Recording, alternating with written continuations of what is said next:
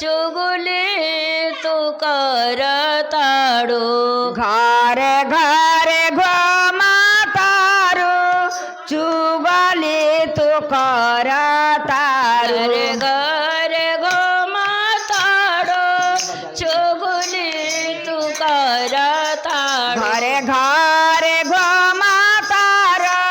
चुगली तू करतारो देवघर से आ गईले टरनमा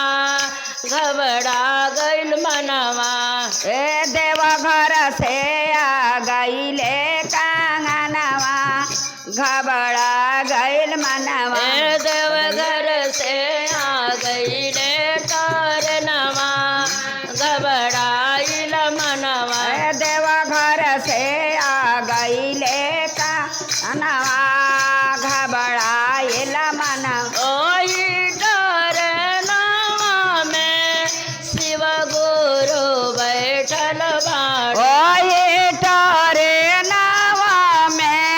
शिव गुरु बैठल बा ओही टरनमा में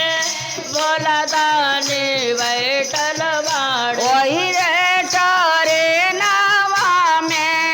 भोला दानी बैठल बाड़े देले गुरु बहिना लोक दयावा घबराइल मनवा ए लेला गुरु बहिना लगा दयावा घबराइल मनवा देले गुरु भैया लोक दयावा घबराइल मनवा लेला गुरु भैया लगा दयावा घबराइल मनवा माताड़ो चुगले बतियावताड़ो एने वाने घुमा तारो चुगली बैठावता एनवाने घुमाताड़ो चुगले बतियावताड़ो एने वाने घुमा तारो चुगली तू करत बाड़ रांचे से आ गईले टरनमा घबराइल मनवा ए झांसी से आ गईले टरनवा घबराइल मनवा रांचे से आ गईले टरनमा घबराइल मनवा ए झांसी से आ गईले टरनवा घबराइल मनवा ओही टरनम हरेंद्र भैया बैठल बाड़ो ओही टरनवा में हरिंदर भैया बैठल बा ओही टरनवा में नीलम दे बैठल बाड़ो ओही टरनवा में नीलम दे बैठल देवे बा लागले तेना गोसो तरवा घबराइल मनवा